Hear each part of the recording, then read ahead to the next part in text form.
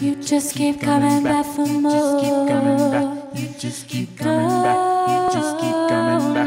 You just keep coming back for more. You just keep coming back for more. Just keep coming back. You just keep coming back. You just keep coming back. No, the straight ones are fine because you set up the side of Tetris, so you just need the straight one to get like the 4 things, and then it's like ultimate, you know.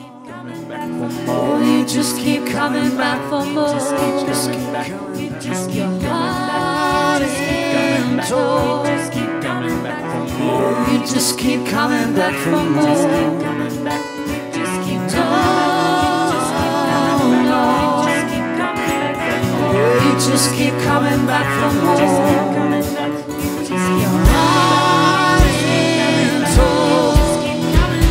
I said, yeah, alright, I'll play an instrument, and they gave me a sheet, and on the sheet there was all sorts of different things that I could choose, and for some reason the idea of flute, the idea of bassoon didn't appeal to me. So I chose drums, and there was this drum kit in the house in Geelong that we used to go to on Christmas Day, and there was a couple of Christmases where I just ran away from embarrassing families and went down and bashed as hard as I could on a drum kit. And I spent 6.5 years playing drums before I ever picked a guitar up.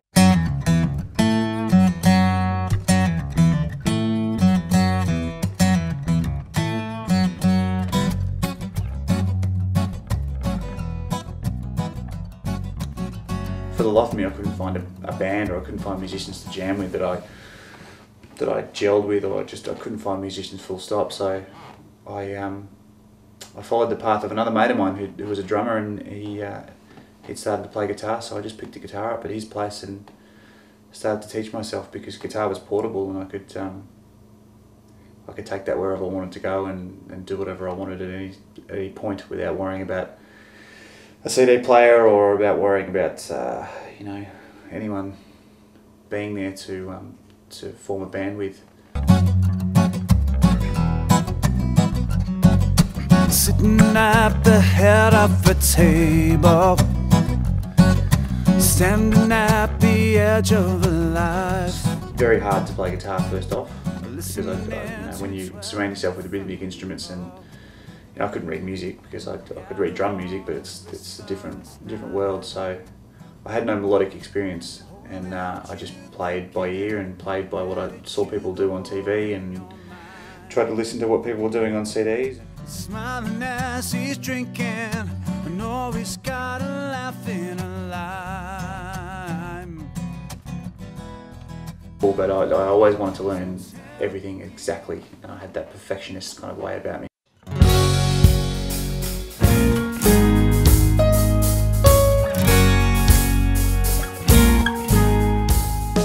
First 2 years just playing in my bedroom and feeling like I was the worst guitar player in the world and completely and fundamentally uncoordinated, but it eventually kind of got better.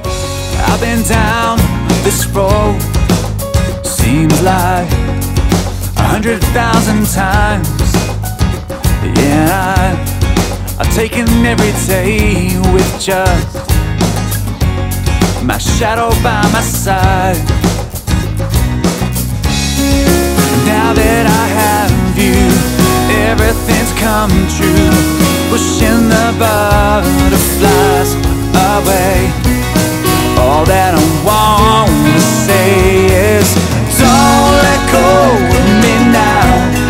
It's better when you wrap your arms around me, sitting where there's no way to be found in our hideout.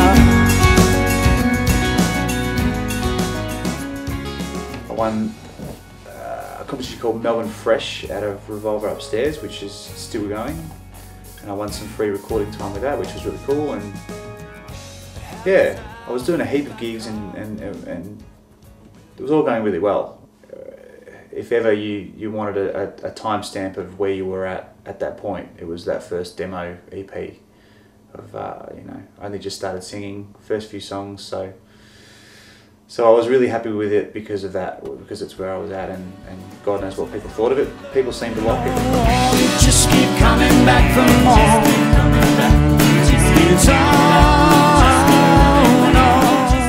I was on one of those truck stages in the middle of the Kinglake, or out in the hills somewhere in Victoria, and played a few of these different, soul-y, blues, funky kind of songs, and I got off stage, and I can't remember ever having as much fun playing original music or playing my own stuff ever in the whole time that I've been doing it. And it was one of those really crazy feelings of like crazy eerie things of like that this is where I'm supposed to be at, or this is what I should have been doing the whole time.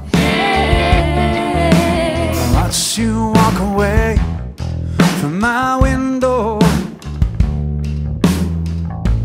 Distance grows with every step. I guess that was the impetus for starting the record off. That feeling of knowing I'm on the right track to what I want to do, and the initial stuff with the record wasn't really about releasing an album and doing the whole promotional thing and the touring. It was just about, this is the music that I love to play, and these are songs that I'm really, the happiest I've been with songwriting since I started songwriting. We demoed those initial batch of songs. Just two sides together, their lives ahead of them. Stay around for the hell of it, never knowing what was wrong. Snow which I couldn't reach, right there in front of me. No one makes a stand till someone draws a line in the sand. Started off wanting to make a record like the gig that I'd done, and the gig that I'd done was pretty much a collection of bluesy rock, kind of a little bit soul kind of stuff. And I started off wanting to make purely a record like that, and we, I guess as an exercise of just documenting everything, I just at the end of a session of demos, I just said, let's just leave everything rolling, and I'll just demo these other songs that I'd had lying about, which were a collection of older songs that I'd had from, I guess, when I used to do original gigs. They ran for the hell of it, never knowing what was wrong.